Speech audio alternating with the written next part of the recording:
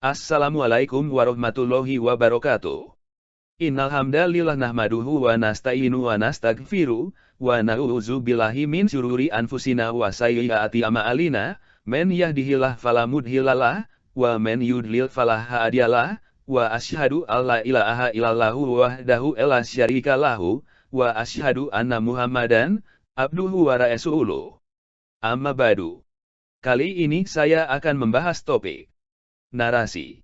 Kembali kepada pengajaran asli Nabi Muhammad, yaitu Quran, serta dilema dengan pemahaman yang terkait konsep hadis, falsafah, dan terminologi kemajuan dunia modern. Akankah kita mematuhi Allah dan mematuhi Rasul dan waspadalah? Jika kita berpaling, maka kita harus mengetahui bahwa satu-satunya fungsi dari Rasul kita adalah untuk mengirimkan pesan, yaitu hanya Quran. Quran Surah Al-Maidah ayat 92. Wa athiyullaha wa athiyur rasula wahzaruhu, fa in tawallaitum falayamuru annama'a, ala rasulinal bala'agal mubin. Dan taatlah kamu kepada Allah dan taatlah kamu kepada Rasul serta berhati-hatilah. Jika kamu berpaling, maka ketahuilah bahwa kewajiban Rasul kami hanyalah menyampaikan amanat dengan jelas. Ayat tersebut mengingatkan umat Islam untuk menaati Allah dan Rasul-Nya, serta menekankan bahwa tugas utama Rasul adalah menyampaikan ajaran-ajaran Allah dengan jelas, bukan memaksa orang untuk beriman. Berikut penjelasan lebih lanjut mengenai ayat ini. Kewajiban taat kepada Allah dan Rasul. Ayat ini dimulai dengan perintah untuk menaati Allah dan Rasul-Nya. Ketaatan ini harus disertai dengan kehati-hatian, yang berarti menaati perintah dan menjauhi larangan. Tanggung jawab Rasul, bagian akhir ayat ini menjelaskan bahwa jika manusia berpaling dari ajaran-ajaran Allah dan Rasul-Nya, maka tugas Rasul hanyalah untuk menyampaikan pesan-pesan Allah dengan jelas dan terang. Kewajiban menyampaikan amanat frasa, menyampaikan amanat dengan jelas, menunjukkan bahwa tanggung jawab Rasul adalah tabligh atau penyampaian risalah ilahi kepada umat manusia. Mereka tidak bertanggung jawab atas hasil akhirnya, melainkan hanya pada tugas penyampaian itu sendiri. Quran Surah Al-A'raf ayat 158. Qul ya ayyuhan nasu inni rasulullahi ilaikum jami'an allazi lahu mulkus samawati wal ard. La ilaha illa huwa yuhyi wa yumitu fa aminu billahi wa rasulihi nabiyil ummi allazi yuminu billahi wa kalimatihi wattabi'uhu la'allakum tahtadun. Katakanlah, Muhammad, wahai manusia, sesungguhnya aku ini utusan Allah bagi kamu semua, yang memiliki kerajaan langit dan bumi, tidak ada Tuhan yang berhak disembah selain Dia, yang menghidupkan dan mematikan, maka berimanlah kamu kepada Allah dan Rasul-Nya, yaitu Nabi yang ummi yang beriman kepada Allah dan kepada kalimat-kalimatnya, kitab-kitabnya. Ikutilah Dia, agar kamu mendapat petunjuk. Kalimat ayat ini berisi perintah kepada Nabi Muhammad untuk menyampaikan pesan kepada seluruh umat manusia bahwa beliau adalah utusan Allah dan agar mereka beriman kepada Allah, Rasul-Nya, serta mengikuti Nabi Muhammad agar mendapat petunjuk. Penjelasan lebih lanjut. Pesan utama, ayat ini adalah seruan universal untuk mengimani Allah dan Rasul-Nya, yaitu Nabi Muhammad, yang diutus untuk seluruh umat manusia. Tujuannya adalah agar umat manusia mendapatkan petunjuk menuju jalan yang benar. Nabi Ummi, disebutkan bahwa Nabi Muhammad adalah Nabi yang ummi, yang berarti tidak pernah membaca kitab sebelumnya, tetapi beliau tetap beriman kepada Allah dan kalimat-kalimatnya, kitab-kitabnya, yang diturunkan sebelumnya. Kewenangan Allah, ayat ini juga menegaskan keesaan Allah sebagai Tuhan, yang memiliki kerajaan langit dan bumi, serta yang menghidupkan dan mematikan. Ketika Nabi Muhammad meninggal, beliau pergi meninggalkan kita hanya mewariskan kitab Al-Quran, dan tidak ada yang lain selain Al-Quran sebagai bimbingan bagi umat Islam, dan memang untuk semua umat manusia. Ini telah ditunjukkan oleh bukti sejarah yang padat. Selain itu, Quran juga menyampaikan fakta ini juga ketika Allah menyatakan beberapa kali bahwa fungsi dari semua utusan, Rasul, adalah hanya untuk menyampaikan pesan. Dari keterangan ayat 92 surah Al-Maidah, yang kami kutip di atas adalah merupakan salah satunya. Kami juga mengutip ayat 158 dari surah Al-A'raf yang menyatakan bahwa Nabi Muhammad sendiri percaya pada kata-kata ilahi, yaitu kitab yang disampaikannya berupa kitab Al-Quran. Namun demikian, dalam sejarah umat Islam telah menunjukkan bagaimana masyarakat Muslim mulai antara 200 hingga 250 tahun kemudian setelah wafatnya Nabi, melalui munculnya beberapa cendekiawan agama mereka, terutama diawali oleh Imam Syafi'i, yang telah membangun sebuah doktrin baru dengan konsep bahwa Nabi juga telah meninggalkan kepada kita berupa hadis, dan mereka menyebutnya bahwa umat Islam harus juga berpegang pada hadits sebagai sumber hukum keduanya dalam Islam. Terlepas dari versi banyak juga hadis yang bertentangan yang mengatakan sebaliknya, fakta historis juga membuktikan di luar bayangan keraguan bahwa tidak ada koleksi hadis yang ditulis pada saat sebelum wafatnya Nabi. Sejarah juga telah membuktikan bahwa khalifah awal telah melarang dan mencegah untuk melakukan penyebaran atau pencatatan hadis. Al-Muwatta, dari Malik ibnu Anas, tahun 975 Masehi, dapat dikatakan sebagai koleksi hadits pertama, meskipun mungkin ada narasi dengan tidak bertentangan dengan Quran, tetapi itu adalah tetap merupakan buku daripada koleksi hadits, yang tidak bisa disandarkan sebagai konteks hukum dalam Islam, karena hukum adalah mutlak hanya otoritas Allah. Kita tahu bahwa koleksi resmi dilakukan hanya setelah Syafi'i mengatakan bahwa hadits juga merupakan wahyu ilahi dan sumber hukum yang setara dengan Quran atau sebagai sumber hukum pelengkap Quran. Apakah akan kembali dan merujuk pada Al-Quran saja untuk menyelesaikan banyak masalah penekan kita hari ini, atau bertahan dalam kesalahan besar kita untuk berpegang teguh pada hadits dan bid'ah yang tidak sah, yang mengakibatkannya ini adalah dilema terbesar yang dihadapi kaum muslim saat ini. Apakah kita cukup berani untuk mengakui kesalahan kita, menelusuri kembali langkah-langkah kita dan menebus kesalahan? Atau, akankah kita terus berpegang teguh pada, dan mempertahankan tradisi yang telah kita warisi dari nenek moyang kita? Untuk membiarkan diri kita melayang tanpa tujuan dalam kebingungan, keterbelakangan, degradasi dan perpecahan yang telah mengganggu kita semua lebih dari 1000 tahun ini. Untuk dipahami tidak hanya di antara kita, tetapi, yang lebih penting, dipahami dalam diri kita sendiri tentang apa yang benar dan apa yang salah, apa yang religius, dan apa itu sekuler, yang merupakan ilmu yang sangat penting agar terhindar dari beribu macam ajaran yang saling bertentangan yang disematkan kepada hadits.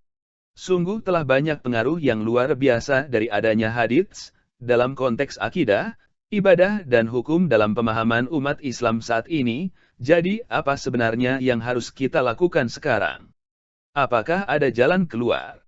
Apakah tidak ada kemungkinan kedatangan kedua bagi peradaban Islam kita untuk umat Islam dan manusia? Tapi sebenarnya tetap masih ada peluang untuk kembali kepada ajaran agama Islam yang murni dan asli sesuai dengan yang telah diajarkan oleh Nabi pada saat awal, yaitu hanya dengan mengajarkan Quran. Segala sesuatu yang kita butuhkan untuk upaya mengembalikannya adalah dengan cara kembali kepada elemen primordial yang terletak pada Al-Quran secara mutlak, dan hanya menunggu perjuangan kita umat Islam yang lurus untuk menjangkaunya dan menerapkannya lagi. Periode waktu yang paling jelas dengan sumber pengetahuannya yang paling murni masih berjalan lurus dan benar dalam Al-Quran, ketika kita merenungkan atas nasib umat Muslim dan tradisi yang ada pada saat ini, bahwa banyak dari antara kita yang menerima untuk mencintai narasi hadis dan takut untuk menolaknya. Mari kita renungkan bahwa kita telah diingatkan oleh ayat-ayat ini, ketika mereka diberitahu, ikutilah perintah-perintah Allah saja, mereka akan berkata, bahwa kita mengikuti apa yang kita temukan dan dilakukan oleh nenek moyang kita. Bagaimana jika orang tua atau nenek moyang mereka tidak memiliki pemahaman dan bimbingan yang benar? Contoh dari orang-orang kafir yang mengikuti nenek moyang tersebut adalah laksana burung beo, mereka hanya akan mengulangi apa yang mereka dengar tanpa adanya pengertian. Mereka tuli, bodoh dan buta, mereka gagal untuk mengerti dan memahami Quran. Jadi, agar kita tidak akan tuli, bodoh dan buta lagi. Dan kita tidak akan, seperti burung beo, dan mengulangi apa yang dikatakan orang lain, tanpa mempertanyakan, dan memahami hal tersebut. Jawaban untuk mengatasi dilema yang kita hadapi, adalah tergantung pada kita sendiri, yang harus bisa kembali kepada ajaran Quran untuk mendapat bimbingan menuju jalan yang lurus. Kenapa kita tidak mempelajari Al-Quran dengan cermat dan hati-hati? Jika itu datang dari selain Allah, maka kita akan menemukan banyak kontradiksi di dalamnya. Begitulah tantangan yang ditulis dalam Al-Quran. Kita telah ditantang untuk menemukan, bahkan satu ayat saja yang kontradiksi di dalamnya. Apakah kitab lain, terungkap atau tidak, memiliki pernyataan seperti itu? Apakah hadits memungkinkan kita untuk mempertanyakan dirinya sendiri, atau apakah seseorang menjadikan perbuatan bidah untuk melakukannya? Dan apakah hadits itu melampaui sindiran, yang mungkin itu dianggap menempati kedudukan yang lebih tinggi dari ayat di atas?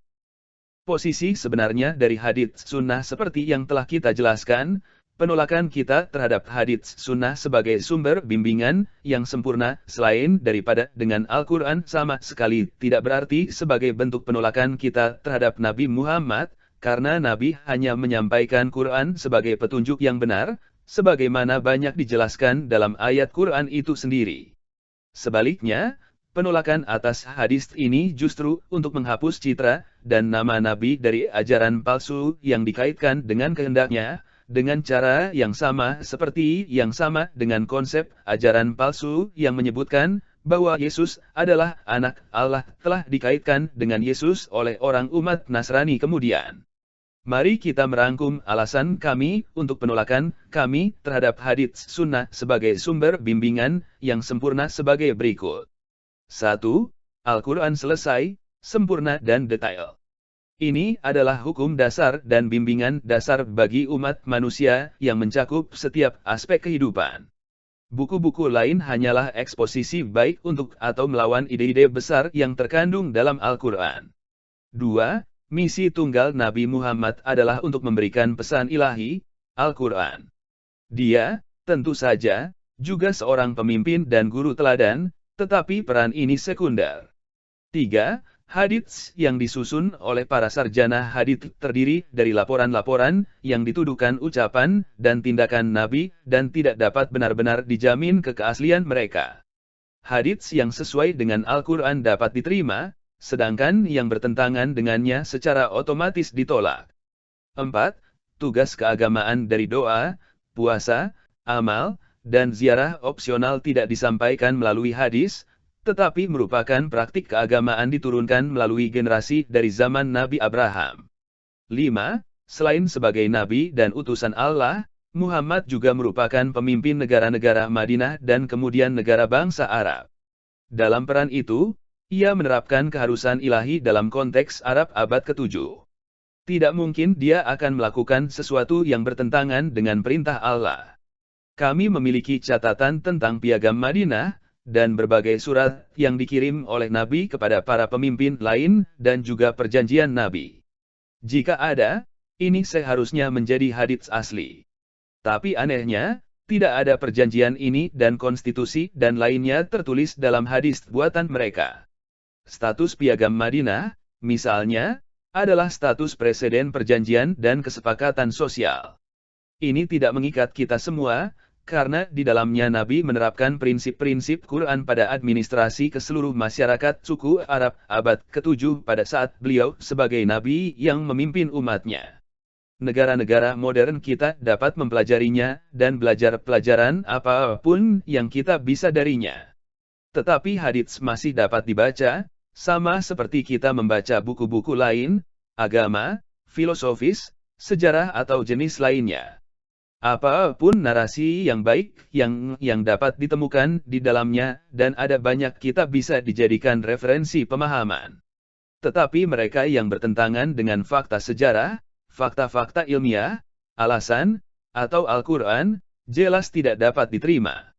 Ini seharusnya merupakan kenyataan sebagai kelemahan yang berulang dari sejarah umat manusia adalah merupakan pelajaran yang baik untuk umat manusia karena memiliki kesaksian sejati. Jadi mari kita lihat sejarah. Allah telah mengutus Nabi Isa kepada Bani Israel untuk membawa mereka petunjuk dengan kitab Injil dan mengajar mereka untuk menyembah hanya satu Allah. Namun, sekitar 300 tahun setelah wafatnya Nabi mereka, para pemimpin agama telah melembagakan sebuah doktrin baru yang tidak diajarkan oleh nabinya dengan membuat doktrin bahwa dia, Nabi Isa, adalah sebagai anak Allah. Sebelum itu, Allah mengirim Nabi Musa kepada mereka dari Bani Israel dengan kitab sucinya, Taurat. Tetapi beberapa abad setelah wafatnya, para pemimpin agama mereka mendirikan buku lain, Talmud, yang mereka ikuti sambil mengabaikan Taurat. Ironisnya, setelah mengetahui semua ini, umat Islam mengulangi kesalahan yang sama. Allah mengirim Nabi Muhammad Nabi terakhir untuk umat manusia dengan kitab suci terakhir, Grand Quran, untuk memperbaiki sekali dan untuk semua penyimpangan yang telah dibuat oleh orang-orang Yahudi dan orang-orang Nasrani. Tetapi sekitar 250 tahun setelah wafatnya, para sarjana agama kita membuat kita menjadi hadits untuk menggantikan Al-Quran. Dengan demikian, sejarah mengulangi dirinya. Mengapa ini terjadi? Tampaknya ini adalah penyakit abadi manusia, keinginan untuk mengaitkan Allah dengan para dewa. Orang-orang mengatur berhala berpikir bahwa idola ini akan membawanya lebih dekat dengan Allah. Tapi ini hanya merupakan alasan. Sebenarnya, mereka mengatur idola ini di samping Allah, karena mereka menginginkan peran dan kontribusi yang ilegal dengan mengatasnamakan Allah, tanpa harus bekerja untuk itu, dan tanpa harus menjawab kejahatan atas kesesatan yang mereka lakukan. Melalui idola ini, mereka telah melegalkan keinginan dan fantasi mereka tanpa memperhatikan hukum Allah. Inilah yang telahan Allah yang dijelaskan dalam ayat-ayat berikut. Selain itu kami telah menunjuk untuk setiap nabi, musuh-musuh dari antara iblis manusia dan setan jin, yang menciptakan dan menceritakan satu sama lain dengan kata-kata menarik untuk menipu. Seandainya menghendaki, mereka tidak akan melakukannya. Anda akan mengabaikan mereka dan penemuan mereka.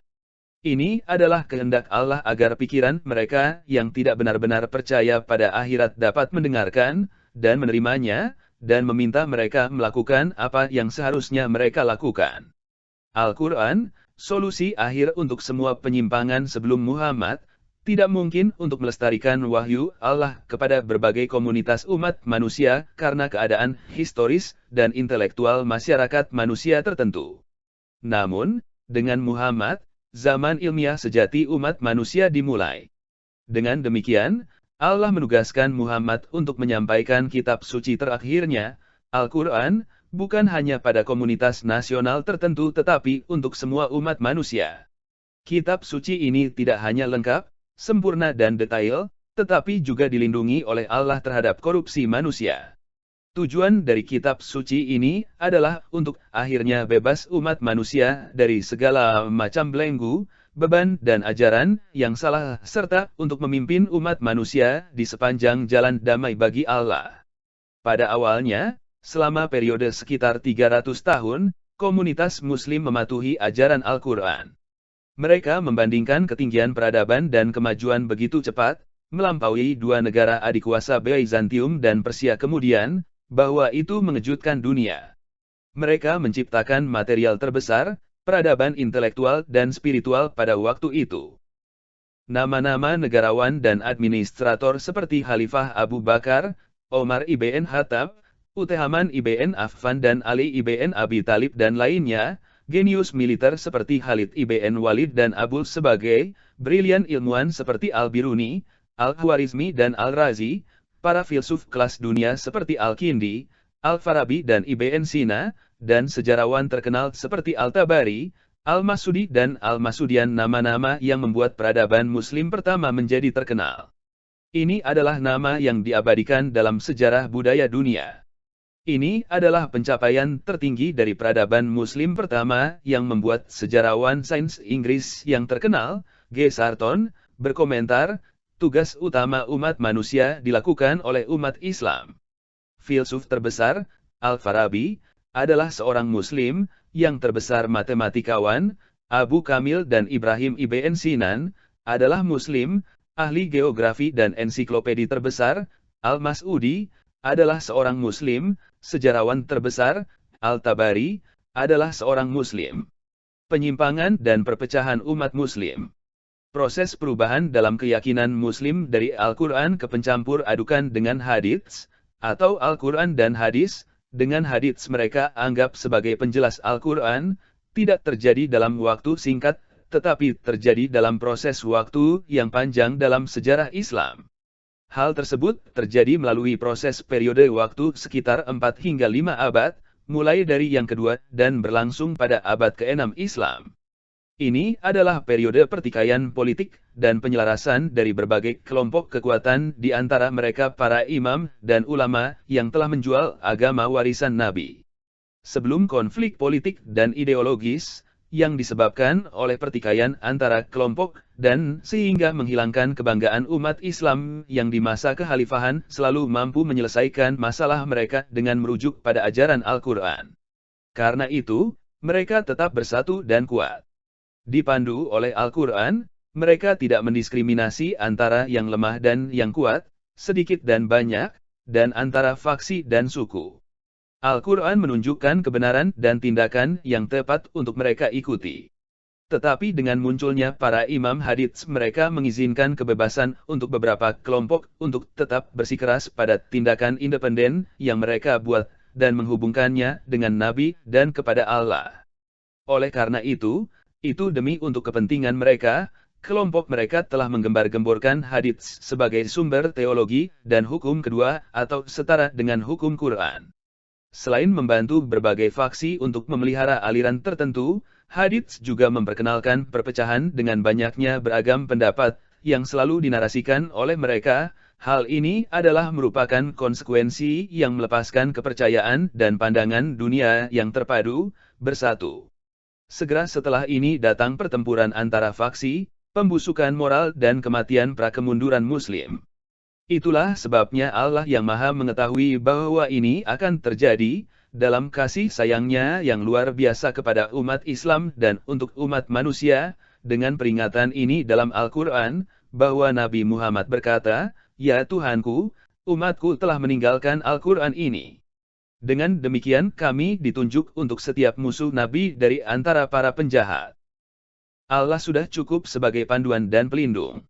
Kita harus mencatat bahwa Allah tidak pernah mengatakan, dan juga Nabi, bahwa suatu hari orang akan meninggalkan hadits. Ini karena hadits bukanlah firman Allah dan tidak ada firman Nabi. Hadits hanyalah dugaan dan pendapat Bukhari, Muslim, Abu Daud, Tirmidzi, Ibn Majah, Al-Nasai dan lainnya yang mengambilnya sendiri untuk merekam cerita tentang Nabi dan kemudian menyoroti ini label otentik, lemah, dan lainnya. Karena Nabi secara eksplisit melarang tulisannya hadits, seperti yang disaksikan oleh hadits itu sendiri, oleh karena itu hadits itu bertentangan dengan ajaran Nabi oleh eksistensinya. Oleh karena itu logis. Karena itu, jika niat kita hari ini adalah untuk menghormati dan mengikuti Nabi Muhammad, kita harus kembali ke ajaran aslinya dan sejati, yaitu Al-Quran, dan membersihkan namanya dari semua bidah yang telah terikat padanya. Kita tidak dapat menghindari tanggung jawab ini, meskipun beberapa dari kita tidak menyukainya. Nabi sendiri memberitahu kami bahwa misinya adalah untuk memberikan Al-Quran, dan dia sendiri mengikuti Al-Quran dan bukan selainnya. Perkembangan negatif yang telah terjadi pada masyarakat Muslim, seperti yang telah kita nyatakan di atas, disebabkan oleh kelemahan manusia yang ingin mengidolakan manusia. Dalam sejarahnya, manusia telah mengidolakan para nabi, orang-orang kudus, cendekiawan dan imam, pemimpin, kekayaan materi, ego mereka sendiri dan, tentu saja, berhala tak bernyawa. Kesalahan ini telah dilakukan oleh semua komunitas agama, bukan kecuali umat Islam. Cara terbaik untuk menghindari dan mengatasi kelemahan ini adalah untuk menerapkan kritik ilmiah Islam terhadap semua keyakinan, teori, filosofi, dan sistem buatan manusia, dan terhadap semua tokoh publik, seperti yang telah kita jelaskan dalam narasi ini. Hanya dengan cara melakukan proses mengoreksi diri ini kita akan memiliki pengetahuan untuk bisa memisahkan antara kebenaran dari kepalsuan yang memiliki kategori paling atas dan atau kepalsuan lebih rendah. Karena jika kita mengikuti rezim taklid atau mengikuti secara buta, yang disematkan atas nama agama dari abad ke-12 hingga abad ke-21 ini, umat Islam telah menelan ajaran dari apa yang disebut empat imam besar, sebagai bentuk teologi baru yang muncul pada abad pertengahan Islam dan jurisprudensi, ditoto. Ada banyak faktor yang memunculkan rezim imitasi buta ini pada periode itu, dan kita tidak dapat mendiskusikannya secara rinci di sini. Namun demikian, penting bagi kita untuk menyadari bahwa setelah hampir 100 tahun sejak membuka kembali pintu ijtihad atau pemikiran kritis oleh gerakan reformasi Muhammad Abduh, rezim taklid ini masih bersama kita. Kebingungan seputar pembicaraan ini adalah merupakan bukti jelas tentang pengabaian atas wahyu Allah dari hamba muslim dan ketidaktahuan terhadap otoritas agama tradisional. Jika kaum muslim, khususnya pemimpin dan para cendekiawan mereka, telah berpegang teguh pada perintah Allah untuk tidak menerima apapun tanpa verifikasi yang disandarkan pada Quran, untuk mendengarkan semua pandangan dan mengikuti yang terbaik, dan untuk menerapkan kritik ilmiah Islam terhadap semua karya teologis yang penting seperti yang dilakukan oleh para ilmuwan Eropa, pasti ada taklid ini. Rezim tidak akan berlangsung selama 7 abad. Menurut pendapat saya, perlu adanya evaluasi ulang atas seluruh warisan Islam adalah salah satu tugas terbesar yang harus dilakukan oleh cendekiawan muslim dalam waktu 30 tahun ke depan, agar bisa kembali memurnikan ajaran Islam yang benar sehingga bisa mencapai kejayaan kembali. Al-Quran menjanjikan keselamatan bagi umat manusia lagi. Al-Quran memberitahu kita bahwa agama monoteistik, dinamai oleh Allah sebagai Islam, artinya damai, atau penyerahan, diajarkan oleh semua Nabi Allah. Itu dimulai dari Adam, melalui Idris, Nuh dan Abraham, yang diberi praktik doa, puasa, amal, dan ziarah, dan diturunkan ke Musa, Yesus dan berakhir dengan Nabi Muhammad, ketika ajaran ilahi untuk umat manusia selesai, disempurnakan dan selamanya dilindungi dalam kitab suci terakhirnya, Grand Quran. Meskipun agama itu sama, undang-undang yang diperkenalkan oleh Muhammad berbeda dari yang dibawa oleh Yesus dan Musa. Ini disebabkan oleh kondisi sosial yang berbeda. Sementara pada saat Musa dan Yesus, masyarakat manusia adalah suku dan masih pada evolusi sosial yang lebih rendah, dengan Muhammad itu memasuki periode masyarakat internasional dan era teknologi ilmiah. Untuk alasan itu, fitur paling penting dari undang-undang baru adalah pembebasan umat manusia dari semua bentuk tahayul dan keyakinan yang salah. Fitur hukum yang membebaskan ini dinyatakan dalam Al-Quran. Allah berkata, retribusi saya menimpa siapapun yang akan saya lakukan, dan belas kasihan saya mencakup semua hal. Namun, saya akan menetapkannya untuk mereka yang bekerja dengan kebenaran dan percaya pada kami. Wahyu. Juga bagi mereka yang mengikuti utusan, Nabi Yahudi, yang mereka temukan ditulis dalam Taurat dan Injil mereka. Dia menasihati mereka untuk bekerja dengan kebenaran dan menahan diri dari kejahatan, dan dia mengizinkan mereka hal-hal baik dan melarang yang buruk, dan dia membongkar beban perjanjian mereka dan lepaskan rantai yang mengikat mereka. Dengan demikian, mereka yang percaya padanya, hormati dia dan ikuti cahaya yang dikirim kepadanya, mereka adalah pemenang. Dengan pesan ini, Allah membebaskan Nabi Muhammad dan para pengikutnya dari pembatasan dan perjanjian masa lalu. Dengan jenis kebebasan ini mendorong mereka, bersama dengan keindahan Quran yang menerangi untuk membimbing mereka, Nabi dan para pengikutnya melanjutkan, dalam waktu yang sangat singkat 300 tahun, untuk membangun peradaban yang belum tak tertandingi dalam hal kecepatannya kemajuan dan dalam hal keadilan hukumnya. Pada saat Eropa berada di zaman gelap, umat Islam mendirikan peradaban intelektual dan material yang akan berfungsi sebagai model dan sumber pengetahuan untuk kebangkitan Eropa modern kemudian. Tapi itu akan menjadi Eropa yang akan mewarisi mantel dari umat Islam. Pengetahuan yang didirikan oleh umat Islam adalah percikan yang akan menyala Eropa. Eropa akan berkembang lebih jauh pada pengetahuan yang dipinjam ini dan membangun kepemimpinan di arena intelektual yang mungkin belum dilampaui sampai hari ini.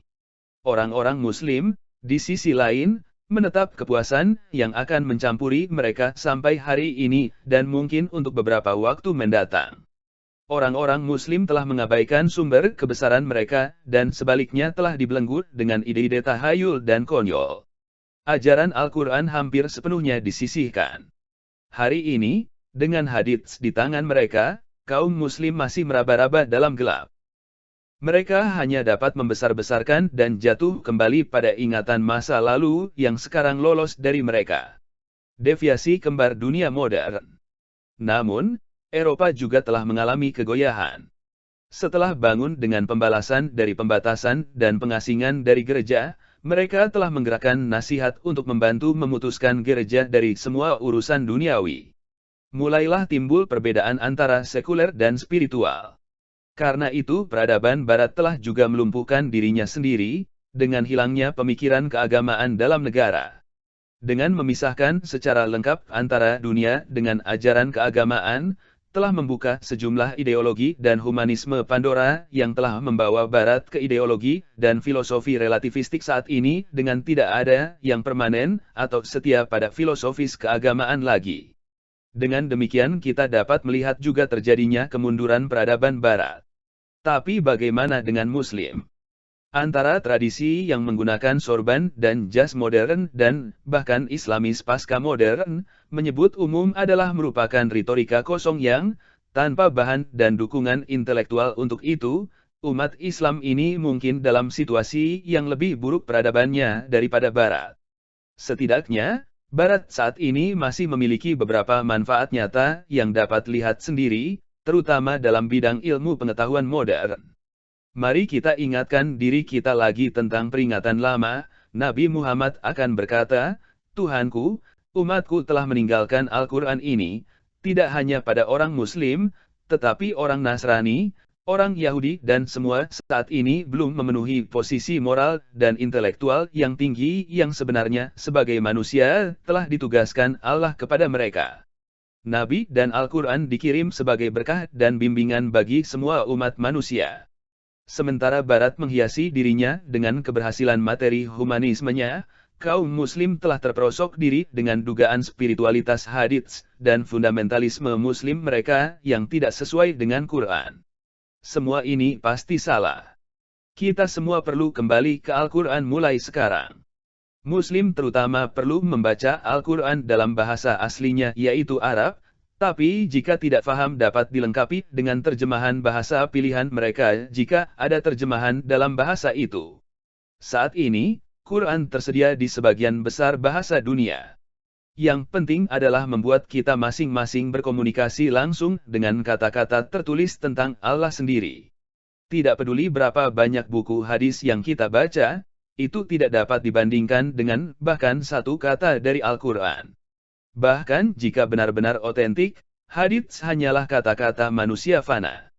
Di sisi lain, bahkan satu kata dari Al-Quran masih firman Allah. Manusia secara pada akhirnya harus menuju ke Quran. Ini adalah jalan Allah, yang memiliki segalanya di langit dan bumi. Untuk Allah semua hal yang akhirnya kembali. Jadi ayat 52 dan ayat 53 dari surah 42 dari Quran. Quran surah As-Surah ayat 52. Wa kaza'alika auhainak ilaika ruham min amrina ma'akum tatadri mal kita'abu walal ima'anu wala'aking ja'alna'ahu nuron nahdi bihi men nasya'u min ibadina wa innaka latahdi ila ashirathim mustaqim. Dan demikianlah kami wahyukan kepadamu, Muhammad, Roh, Al-Quran, dengan perintah kami.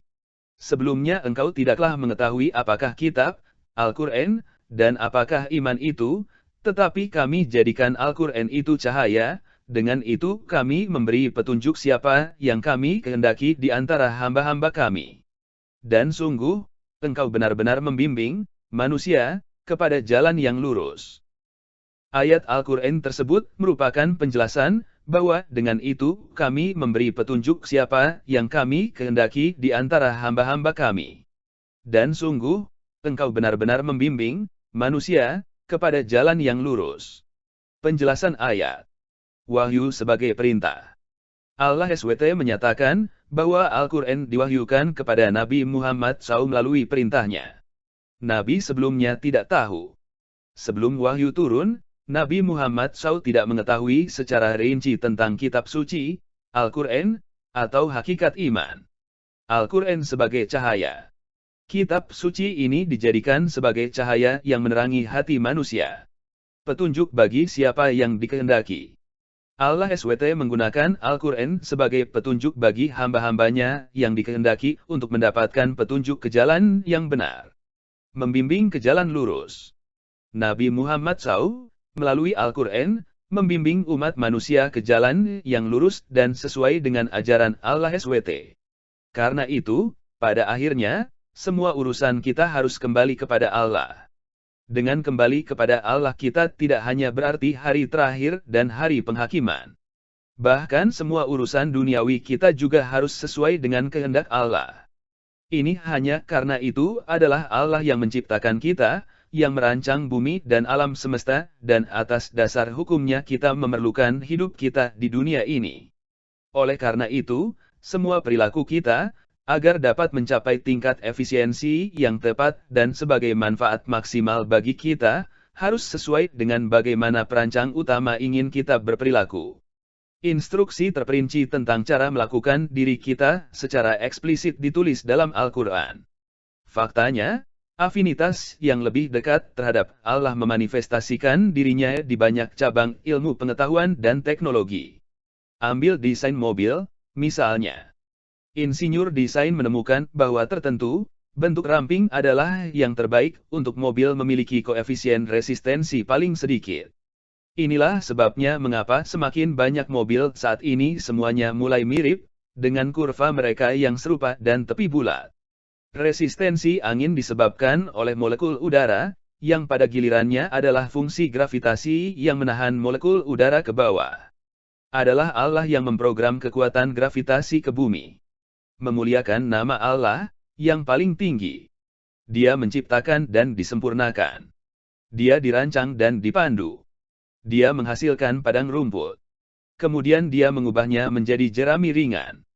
Kami akan membaca untuk Anda, jadi jangan lupa. Semuanya sesuai dengan kehendak Allah. Dia tahu apa yang diumumkan dan apa yang disembunyikan. Hal yang sama juga berlaku di bidang filsafat, agama, ilmu sosial dan seni. Hanya ada satu bentuk optimal yang akan memaksimalkan efisiensi semua perilaku sosial dalam masyarakat manusia. Sampai sekarang, manusia telah berjuang dan masih berjuang dan meraba-raba dalam kegelapan untuk menemukan solusi dan mencapai bentuk yang stabil untuk melakukan kehidupan mereka. Sampai sekarang, semuanya telah mengecewakan kita. Seperti yang kami sebutkan sebelumnya, humanisme sekuler mencakup segala sesuatu mulai dari liberalisme hingga marxisme, runtuh. Semua holding keagama yang agak buatan, termasuk praktik kenasranian, Yudaisme dan Islam saat ini, memiliki semua yang gagal. Jadi apa yang akan menggantikan celah besar ini dalam masyarakat manusia? Pandangan manusia dimulai pada abad ke-20 ini telah diekspresikan oleh penyair Irlandia, William Butler Yeats. Segalanya berantakan. Pusat tidak dapat bertahan. Hanya anarki dibebaskan di dunia. Pasang redup darah dilepaskan, dan di mana-mana. Upacara kepolosan tenggelam. Yang terbaik tidak memiliki keyakinan, sedangkan yang terburuk penuh dengan intensitas yang penuh gairah. Tentunya beberapa wahyu ada di tangan. Tentunya kedatangan kedua ada. Tentunya kedatangan kedua ada di tangan. Tetapi kedatangan kedua tidak lain adalah kembalinya sebuah buku, Al-Quran, Roh Allah dalam bentuk tertulis, tulisan suci itu untuk periode singkat dengan umat Islam dan kemudian ditolak selama lebih dari 1000 tahun. Prekursor yang diperlukan untuk pembentukan filsafat dan sistem Allah sudah ditetapkan. Terlepas dari agnostisisme dan ateisme positivisme logis atau materialisme dialektik, Selalu ada arus bawah teisme yang berjalan melalui semua pemikiran modern. Manusia selalu merindukan Allah yang sebenarnya. Dalam 4 hingga 5 dekade terakhir aliran pemikiran ini adalah mendapatkan momentum. Seorang profesor filsafat telah menulis, filsafat alam dengan demikian merupakan bagian dari luas tumpang tindih antara sains dan filsafat sebagai spesies pengetahuan. Ilmu pengetahuan modern telah berkembang di luar sikap empiris dan cenderung menjadi filosofis. Sementara itu filsafat modern memiliki lebih banyak dan lebih sekutu untuk ilmu-ilmu dan filsuf terkemuka. Kami adalah tokoh-tokoh ilmiah terkemuka. Ini bukan situasi baru dalam sejarah pemikiran. Tetapi gerakan itu dimulai pada Renaissance, sebagai reaksi terhadap tirani teologis abad pertengahan, untuk membagi ilmu-ilmu sebagai disiplin independen dari filsafat, sekarang telah datang lingkaran penuh, karena sains dalam proses penyelidikan independennya sendiri, telah datang untuk mengadopsi posisi filosofis yang pada saat yang sama integral dengan tubuh teori ilmiah. Demikian pula, konflik sejak abad ke-19 antara sains dan agama telah meninggalkan keberadaan Allah adalah persepsi sains yang absolut dan paling diperlukan, dan sejauh ini dari sana menjadi keterasingan sains dari agama di era modern, ada dan hanya bisa menjadi yang paling dekat pemulihan hubungan antara mereka jika konsep ilmiah dan agama diartikan dengan benar. Hal yang sama juga terjadi dalam Islam. Terlepas dari bidah tentang konsep-konsep tertentu seperti taklid atau tiruan buta yang telah dominan sejak abad ke-12, selalu ada gerakan anti-taklid yang kuat yang telah memanifestasikan dirinya melalui Suka Ibnu Rus, tahun 1198, Ibnu Khaldun, tahun 1406, dan Shah Waliullah, tahun 1762. Gerakan anti-taklid memperoleh dorongan terkuat dari pergerakan reformasi Muhammad Abduh menjelang akhir abad ke-19.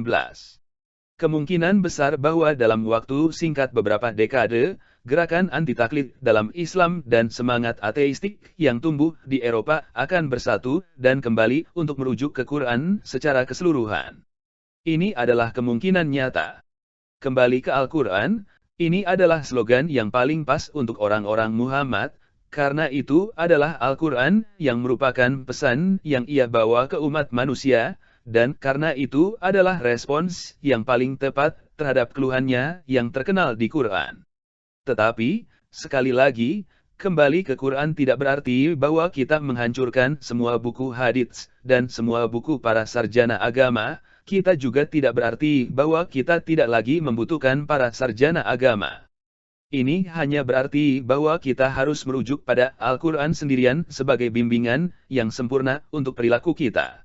Sehubungan dengan buku-buku lain, jadilah buku-buku hadis, buku-buku cendekiawan agama, buku-buku sekolah Marxisme atau sekolah liberal. Kita akan menggunakan fakultas yang diskriminatif kita baik untuk menerima atau menolak, sebagian atau total, interpretasi, penjelasan dan rekomendasi mereka sesuai dengan ajaran Al-Quran dan kebutuhan kehidupan modern.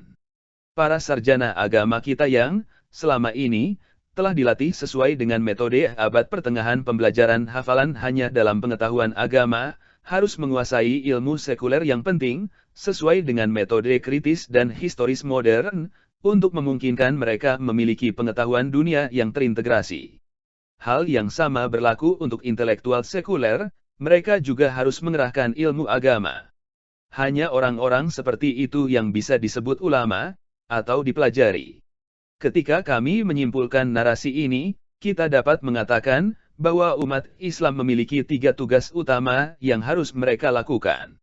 Pertama, mereka harus mengevaluasi segala sesuatu yang telah diwarisi dari tradisi Islam mereka, sesuai dengan penawaran Quran. Kedua, umat Islam harus belajar menerima hal-hal yang dari luar lipatan mereka, tetapi yang pada diri mereka sendiri pada dasarnya baik, dan karena itu berasal dari Allah. Peradaban Barat modern dan peradaban Timur lainnya telah menemukan banyak hal baik melalui banyak upaya pemikiran mereka. Kita juga dapat belajar dari peradaban ini, jika ada gunanya dipelajari terutama hanya yang terkait dengan ilmu pengetahuan dan teknologi, bukan dalam bentuk faham dan ideologi. Jika umat Islam dapat belajar melakukan dua hal ini, maka mereka dapat melanjutkan ke tugas ketiga dan terakhir dengan kembali menjadikan Islam dengan kemajuan peradaban sebagaimana telah ditujukan dalam sejarah awal perkembangan dunia. Mereka harus bekerja sama dengan semua kelompok manusia secara umum, dan mereka yang percaya pada Allah dan hari terakhir akan berbuat baik, untuk melaksanakan tugas-tugas utama kemanusiaan pada dekade menjelang akhir abad 21 mendatang. Tidak akan ada kedatangan Kristus yang kedua, dan tidak akan ada penyelamat manusia super untuk menyelamatkan dunia. Keselamatan kita terletak di tangan kita sendiri, dan dengan menerapkan ajaran Al-Quran secara kreatif dan ilmiah. Ini adalah tugas yang harus kita lakukan. Tidak perlu sama sekali untuk merasa terintimidasi atau terlalu kagum. Kita harus mengambil keberanian, inspirasi, dan dorongan dari kata-kata Allah sendiri, yang akan memberikan kemenangan kepada orang-orang beriman. Dia adalah orang yang mengirim utusannya dengan bimbingan dan agama kebenaran, untuk membuatnya menang atas semua agama. Allah sudah cukup saksi. Katakan, kebenaran telah datang, dan kepalsuan lenyap. Tentunya, kepalsuan ditakdirkan untuk menghilang. Allah telah memutuskan, dan utusanku akan selalu menang. Allah kuat, Maha Kuasa. Nabi dan para pengikutnya adalah orang-orang yang dengan tegas percaya pada janji-janji ilahi ini, diadakan dengan ketat untuk Al-Quran, wahyunya, dan mengupayakan ketinggian kesuksesan, karena tidak ada komunitas manusia sebelumnya. Mengikutinya dan generasi Muslim awal, kita juga akan mencapai kesuksesan, jauh lebih besar daripada yang pernah dicapai oleh masyarakat manusia. Sebagai kesimpulan terakhir atas narasi yang saya sampaikan, bahwa sebenarnya pendapat mayoritas yang kini telah banyak orang yang mengakui bahwa hadis adalah merupakan sumber hukum Islam kedua yang mendampingi hukum Allah yang telah ditetapkan dalam Quran, tetap tidak dapat dipastikan untuk menjamin kebenaran pendapat mereka, sehingga bagi setiap umat Islam yang lurus akidah hanya tetap akan mendapat petunjuk dari Allah untuk hanya mengikuti Quran sebagai hukum, sebagaimana disebutkan dalam ayat Quran sebagai berikut. Quran Surah Al-An'am ayat 112. Wa kaza'alika ja'alna likulli nabiyyin aduwewang syayaatinal insi wal jinni yuhi badhuhum ila abadhing zuhrufal qawli gururo, walau sya'a rabbuka ma'afa'aluhu fazarhum wa ma'yaftarun. Dan demikianlah untuk setiap nabi kami menjadikan musuh yang terdiri dari setan-setan dari kelompok keras bangsa manusia dan kelompok keras bangsa jin, sebagian mereka membisikkan kepada sebagian yang lain perkataan yang indah sebagai tipuan. Dan kalau Tuhanmu menghendaki, niscaya mereka tidak akan melakukannya, maka biarkanlah mereka bersama apa kebohongan yang mereka ada-adakan. Ayat ini menjelaskan bahwa setiap nabi akan memiliki musuh dari jenis manusia dan jin yang menebarkan perkataan indah sebagai tipuan, namun hal tersebut adalah kehendak Tuhan dan merupakan ujian bagi manusia untuk meninggalkan kebohongan mereka. Poin-poin utama dari ayat ini. Musuh yang bernama setan. Allah SWT menetapkan musuh bagi setiap nabi yang berasal dari bangsa manusia dan bangsa jin yang disebut sebagai setan. Perkataan indah sebagai tipuan. Setan-setan ini saling membisikkan dengan perkataan yang indah sebagai alat tipuan untuk menyesatkan bangsa manusia dan bangsa jin yang beriman dan bertakwa kepada Allah. Kehendak Tuhan dan ujian. Semua itu terjadi atas kehendak Allah SWT, yang menjadi ujian bagi orang-orang beriman untuk tetap teguh pada jalan kebenaran dan tidak terpengaruh oleh tipuan tersebut. Membiarkan mereka dalam kebohongan. Ayat ini juga berisi perintah agar membiarkan orang-orang yang tertipu dan membuat kebohongan untuk meneruskan perbuatan mereka, karena itu adalah kehendak Allah. Quran Surah Al-An'am ayat 113. Walitasyiqo ilaihi afidatul lazina la yuminuna bil akhirati waliyardhuhu waliyaktarifuhu ma'ahum muktarifun. Dan agar hati kecil orang-orang yang tidak beriman kepada akhirat tertarik kepada bisikan itu dan menyenanginya, dan agar mereka melakukan apa yang biasa mereka lakukan. Kalimat dari ayat di atas yang menjelaskan bagaimana setan membisikkan kata-kata yang memikat kepada orang-orang yang tidak percaya akhirat agar mereka menyukainya dan terus melakukan perbuatan maksiat, menunjukkan betapa lemahnya mereka terhadap godaan duniawi dibandingkan kebenaran akhirat. Penjelasan lengkap. Konteks ayat. Ayat ini adalah kelanjutan dari ayat sebelumnya yang menjelaskan upaya setan untuk menyesatkan manusia, terutama melalui bisikan-bisikan yang menggoda. Target setan. Bisikan-bisikan tersebut ditujukan kepada orang-orang yang tidak memiliki keyakinan kuat pada kehidupan akhirat, sehingga hati mereka lebih mudah tertarik pada kesenangan duniawi. Tujuan bisikan setan.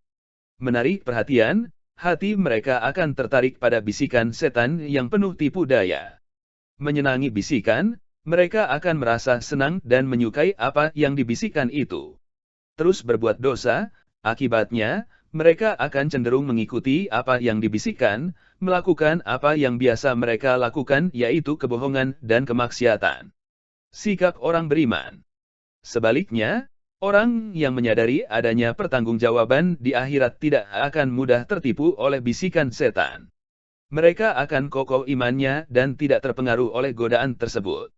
Singkatnya, ayat ini menggambarkan strategi setan dalam menyesatkan manusia, dengan memanfaatkan kelemahan iman mereka terhadap akhirat, membuat mereka lebih menyukai dunia dan perbuatan dosa. Quran Surah Al-An'am ayat 114. Afagoirollohi abtagiyai hakamahu wa huwa lazi anzala ilaikumul kitaba mufassilan, wallazina atainahumul kitaba ya'lamuna annahu munazzalum mir rabbika bil haqqi fala takunanna minal mumtariin. Pantaskah aku mencari hakim selain Allah, padahal dialah yang menurunkan kitab, Al-Quran, kepadamu secara rinci. Orang-orang yang telah kami beri kitab mengetahui benar bahwa Al-Quran itu diturunkan dari Tuhanmu dengan benar. Maka janganlah kamu termasuk orang-orang yang ragu.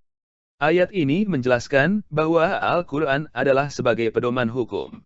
Ketetapan hukum darinya adalah kebenaran, dan orang-orang yang telah menerima kitab suci, seperti Taurat dan Injil, mengetahui hal ini, sehingga umat Islam diperintahkan untuk tidak meragukannya. Penjelasan ayat. 1. Menolak pencarian hakim selain Allah. Ayat ini secara tegas menolak kemungkinan seseorang mencari pemimpin atau pemutus hukum dari selain Allah SWT. 2. Al-Quran sebagai sumber hukum. Penolakan ini didasarkan pada fakta bahwa Allah adalah Tuhan yang telah menurunkan Al-Quran dengan rinci dan jelas, memuat segala hukum dan pedoman hidup. 3. Keyakinan orang berilmu. Ayat ini juga menyebutkan bahwa orang-orang yang telah diberi kitab-kitab sebelumnya, seperti Ahlul Kitab, mengetahui kebenaran bahwa Al-Quran itu diturunkan dari Tuhan dengan benar. 4. Larangan keraguan-raguan. Sebagai kesimpulan, umat Islam diminta untuk tidak termasuk dalam golongan orang-orang yang ragu-ragu akan kebenaran wahyu Allah. Inti pesan. Ayat ini adalah seruan agar umat Islam hanya menjadikan Allah dan Al-Quran sebagai sumber hukum dan pedoman hidup, serta meyakini kebenarannya tanpa keraguan sedikitpun. Quran Surah Al-An'am ayat 115. Wa tammat kalimatu rabbika sidqan adla'a, la mubaddila li kalimatihi, wa huwas samiul alim. Dan telah sempurna firman Tuhanmu, Al-Quran, dengan benar dan adil. Tidak ada yang dapat mengubah firman-Nya. Dan Dia Maha Mendengar, Maha Mengetahui. Quran Surah Al-An'am ayat 116. Wa in tuti aksaro mang fil ardi yudhiluka ang sabilillah yattabi'una ila zihonna wa inhum ila yahrusukun. Dan jika kamu mengikuti kebanyakan orang di bumi ini, niscaya mereka akan menyesatkanmu dari jalan Allah. Yang mereka ikuti hanya persangkaan belaka dan mereka hanyalah membuat kebohongan. Ayat tersebut telah memperingatkan agar tidak mengikuti mayoritas orang, meskipun mereka adalah imam, ulama, atau mengikuti pandangan sekuler atau Pancasila, jika hal itu akan menyesatkan dari jalan Allah. Ayat ini menekankan bahwa mereka yang hanya mengikuti kebanyakan orang akan tersesat karena mereka mengikuti prasangka dan kebohongan, bukan kebenaran dari Allah. Makna dan implikasi. Tidak mengikuti mayoritas tanpa dalil. Ayat ini secara jelas menyatakan bahwa kebenaran tidak ditentukan oleh jumlah orang yang menganutnya. Mengikuti mayoritas tanpa dasar yang benar, dari Allah dan Rasulullah, dapat menyebabkan kesesatan. Kebenaran dari sumber yang tepat. Kebenaran sejati datang dari Allah, bukan dari pendapat umum atau pandangan mayoritas yang belum tentu benar. Peringatan terhadap prasangka dan kebohongan. Mereka yang hanya mengikuti mayoritas akan tersesat karena mereka hanya mengandalkan prasangka dan kebohongan, bukan ilmu atau kebenaran yang hakiki. Pentingnya konsistensi dengan ajaran agama. Ajaran agama, yang bersumber dari Allah dan Rasul-Nya, harus menjadi pedoman utama, tanpa dipengaruhi oleh apakah itu mayoritas atau minoritas. Pesan utama untuk umat Islam. Ayat ini menekankan pentingnya untuk selalu merujuk pada hanya Al-Quran dan tidak mengikuti pandangan umum tanpa mempertimbangkan kebenarannya dengan merujuk pada sumber Al-Quran. Kualitas iman dan standar kebenaran dalam beragama tidak ditentukan oleh jumlah penganutnya, melainkan oleh kepatuhan dan kesungguhan dalam mengikuti ajaran yang benar. Jika diamati dalam konteks sejarah, ternyata memang pengaruh dengan munculnya para imam pembuat hadis sepertinya telah dengan sengaja dan terstruktur untuk membuat kemunduran umat Islam yang awalnya telah tumbuh dengan banyaknya para ilmuwan yang berhasil mengembangkan berbagai ilmu pengetahuan yang bermanfaat bagi kehidupan manusia pada saat dipimpin oleh sistem kekhalifahan.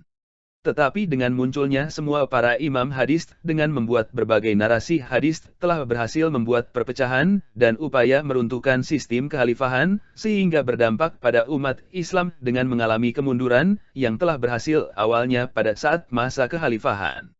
Pernyataan bahwa para imam hadis dengan sengaja dan terstruktur menyebabkan kemunduran umat Islam adalah merupakan bukti sejarah yang sangat serius dan merupakan bukti historis atau akademis yang kuat. Kemunduran umat Islam pada masa lampau justru disebabkan oleh berbagai faktor kompleks yang telah mereka lakukan dengan banyaknya narasi hadis yang mereka buat untuk membingungkan umat Islam dan banyak membuat konflik internal di dalam umat Islam itu sendiri, dan akhirnya juga didukung oleh program mereka melalui strategi eksternal seperti termasuk perang salib dan invasi Mongol, serta membuat perubahan pemikiran kepada umat Islam menjadi lebih konservatif, yang menghambat perkembangan ilmu pengetahuan. Sebaliknya, pada era keemasan Islam, para cendekiawan Muslimlah yang banyak berhasil mengembangkan berbagai bidang ilmu seperti aljabar, ilmu alam, ilmu kesehatan, ilmu falak atau perbintangan dan angkasa luar, yang berperan penting dalam kemajuan peradaban manusia oleh umat Islam. Faktor-faktor yang memengaruhi kemunduran umat Islam. Perpecahan dan konflik internal. Perbedaan pendapat dan pertumpahan darah akibat konflik internal yang dibuat oleh para imam hadis yang memecah belah umat Islam menjadi banyak sekte dan aliran seperti Syiah, Sunni, Ahmadiyah, dan banyak lainnya termasuk Islam Nusantara, Islam Kejawen. Hal tersebut menjadi salah satu penyebab yang membuat kemunduran umat Islam dalam berbagai aspek termasuk politik, peradaban dan ilmu pengetahuan, yang tidak terbatas pada perpecahan politik semata. Faktor eksternal. Invasi seperti serangan Mongol dan perang salib juga memberikan dampak besar pada kemunduran peradaban dan ilmu pengetahuan Islam. Perubahan pemikiran dan konservatisme. Munculnya pemikiran agama yang konservatif dan interpretasi yang sempit terhadap ajaran Islam menjadi penghambat pertumbuhan ilmu pengetahuan dan inovasi. Hal ini terjadi karena sangat begitu banyak narasi hadis yang mereka buat, sehingga menimbulkan berbagai macam pemikiran dan kelompok aliran baru yang semuanya berdampak pada perpecahan umat Islam. Dan banyak para ulama yang hanya sibuk memperdebatkan pemahaman agama dengan narasi hadis tersebut, yang banyak membingungkan dan banyak kontradiksi antara satu dengan yang lain, dan tidak berfokus pada upaya untuk mengembangkan pemikiran ilmiah dalam bidang keduniaan yang dapat memajukan peradaban Islam, yang kini justru banyak dilakukan oleh dunia barat, sehingga melalui peran ulama tersebut, telah membawa ketertinggalan umat Islam dalam bidang sains dan teknologi. Penyimpangan dari ajaran Al-Quran. Beberapa pandangan mengemukakan bahwa kemunduran tersebut terjadi karena umat Islam mulai meninggalkan pesan-pesan dalam Al-Quran dan justru lebih banyak membuat inovasi yang mereka sebut sebagai sunnah Nabi Muhammad SAW, padahal Nabi hanya mengajarkan Al-Quran, yang seharusnya menjadi justru bisa sumber utama ilmu pengetahuan dan etika, sebagaimana banyak sekali ayat Quran yang menantang jin dan manusia dalam bidang ilmu pengetahuan, bahkan untuk menembus angkasa luar. Tetapi ulama saat ini sama sekali tidak mau memikirkan lagi ke arah tersebut, hanya banyak berdebat hal yang tidak berguna melalui narasi hadis yang tidak jelas. Kebodohan dan kemalasan, kehilangan etos kerja, kepercayaan diri, dan semangat untuk berkorban, serta adanya kebodohan dan kemalasan juga disebut sebagai faktor penyebab kemunduran. Hal ini juga dikarenakan umat Islam melalui berbagai pengajiannya hanya disibukkan oleh para ulama yang hanya fokus pada penjelasan faham dari masing-masing sekte yang dibentuk oleh para imam hadis dengan banyak mazhab yang berbeda satu dengan yang lain, sehingga membuat kehilangan waktu percuma atau wasting time bagi umat Islam. Era keemasan ilmu pengetahuan dalam Islam. Kontribusi ilmuwan Muslim. Pada masa keemasan Islam, umat Islam sangat aktif mengembangkan berbagai ilmu, seperti matematika yang melahirkan aljabar dan trigoniometri melalui tokoh seperti Al-Khawarizmi. Era ini memang menunjukkan contoh di masa kepemimpinan Islam dengan khalifah di mana banyak muncul para ilmuwan Islam yang brilian dalam ilmu pengetahuan, tetapi dengan munculnya para imam hadis telah menghilangkan semangat dan kemampuan mereka, karena didoktrin dengan banyak konsep mitos dan dongeng dalam hadis yang mereka buat untuk dengan sengaja melemahkan kemampuan dan kemauan berpikir secara rasional dan ilmiah. Pentingnya ilmu pengetahuan. Dalam Islam, menuntut ilmu sangat dianjurkan dan bahkan memiliki nilai spiritual yang tinggi. Islam mendorong pencarian ilmu dunia dan akhirat yang bersumber dari wahyu dan akal.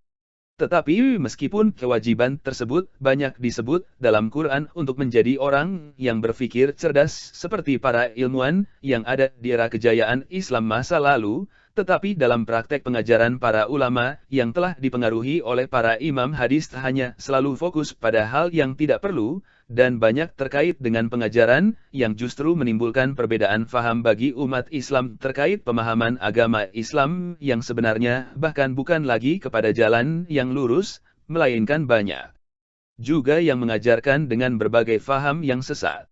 Kata penutup.